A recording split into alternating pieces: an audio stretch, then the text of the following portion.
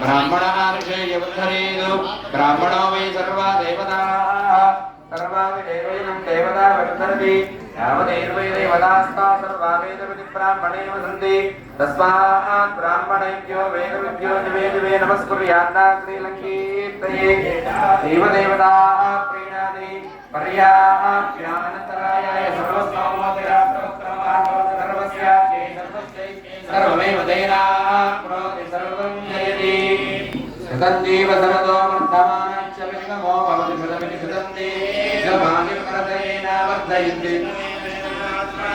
शतमनन्तं भवति शतमैश्वर्यं भवति शतमिति शतं दीर्घमायुः अग्ने षष्ठ्यसते मम त्वयेन्द्रापदे मम जनेयावः अयं नमस्ता परमेश्वरी समानाना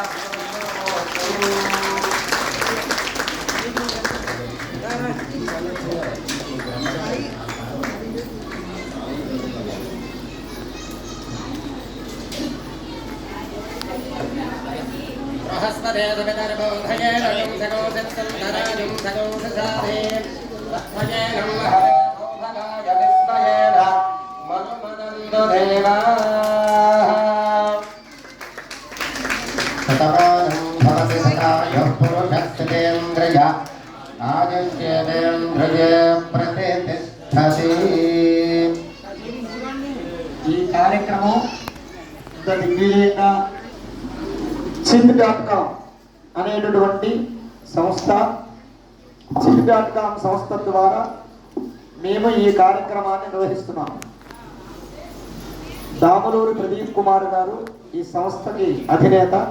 వారి సంకల్పం అందరినీ కూడా భగవంతుడు అందుబాటులో ఉండాలండి, మనం ఏదైనా చెయ్యాలి అని వారు నన్ను సంప్రదించడం, వారి ద్వారా ఈ సంకల్పం మనం అనుకుని అందరి నుంచి కూడా వేలు లక్షలు ఖర్చు అయ్యేటటువంటి హోమాలు ఈ కార్యక్రమాన్ని అందరికీ అందుబాటులో అతి తక్కువ రుసుముతో గోత్రనామార్చన కానివ్వండి, హోమాల్లో కానివ్వండి, మనం అతి తక్కువ రుసుముతో మనం ఈ కార్యక్రమంలో అందరూ పాల్గొనేలా చేయడానికి వారి సంకల్పం ముందు పెద్దది. తదుపరి నాకు ప్రధానంగా ఈ కార్యక్రమం ఎక్కడ చెయ్యాలి అని సంకల్పించుకున్నప్పుడు అనేక ఆలోచనలు వచ్చాయి. తదుపరి అసలు ప్రధానంగా మా చిన్నప్పుడు ఎప్పుడో గణేష్ టెంపుల్లో స్వర్ణదుర్గ అమ్మవారి కోడిముఖమార్చన జరిగింది. తరువాత త్రిమాతా దేవాలయంలోను సర్వజ్ఞ చండీ సర్వజ్ఞ పీఠంలోనూ నాకు తెలిసి జరిగాయి. ఆ తరువాత అలాగే అక్కడ అమ్మవార్లకు చేసినట్టుగా ఇక్కడ నేను ఏ లోటు లేకుండా ధనధాన్యాలతో ఓ ముద్ద తింటున్నానంటే మా అమ్మవారు మా శివుడే కారణం. కాబట్టి మా అమ్మవారికి ఈ కోడిముఖమార్చన చెయ్యాలని నాకు ఇప్పుడు కాదు, గత 5-6 సంవత్సరాల నుంచి కూడా ఆ సంకల్పం ఉంది. వారు మా దగ్గరకు వచ్చి, ప్రదీప్ గారు మా దగ్గరకు వచ్చి అడగడం, అయ్యా మరి కోడిముఖమార్చన చేస్తే బాగుంటుందండి మనం మొదటి కార్యక్రమంగానే వారికి చెప్పడం, వారు వెంటనే అలాగే కానివ్వండి మనం ముందుకు వెళ్దామని చెప్పి వారు అనడం, ఇక్కడ వరకు అమ్మవారి సంకల్పం. తరువాత ఇంతటి కార్యక్రమం ఈ గుళ్ళో మేము ఏ లోటుపాట్లో లేకుండా చేస్తున్నాము అంటే శివాలయం ఆలయ వ్యవస్థాపక అధ్యక్షులైనటువంటి శ్రీ జనార్దన్ రెడ్డి గారు, ఆలయ ధర్మకర్తలు శ్రీ వెంకటేశ్వర్లు గారు, రాఘవరావు గారు, వారి యొక్క ప్రోత్సాహం మీరు చెయ్యండి, మీకు ఏ లోటుపాట్లు లేకుండా మేము వెనకాలను చూసుకుంటున్నామని వారికి ఎన్ని పనులున్నా సరే పొద్దున్న సాయంత్రం 2 పూట్ల వచ్చి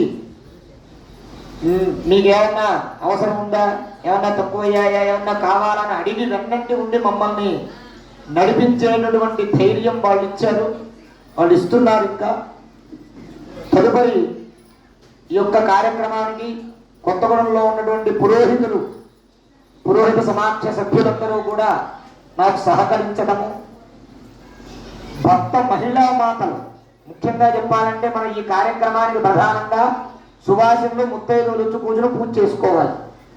వారే గనక మేము ఇంట్లోనే ఉంటాం, భక్తి టీవీ చూస్తాం, ఎస్టీబీసీ చూస్తాం, ఇక్కడి నుంచి నమస్కారం చేస్తామని అనకుండా ఇక్కడ దాకా ఇంత మూలకున్నా సరే ఇక్కడ దాకా వచ్చి కూర్చుని మేము పూజలో పాల్గొనాలని వారు చేయడం ఈ రోజుకి 7,70,16,16,000 సంఖ్య అమ్మవారికి మనం ఈ రోజు కోటి కుంకుమార్చనలో భాగంగా పూర్తి చేయగలిగామంటే ఆ సువాసుల యొక్క వాళ్ళు వచ్చి అమ్మవారు వాళ్ళ రూపంలో వచ్చి ఇక్కడ కూర్చుని ఆవిడ పూజ ఆవిడే చేసుకుంది.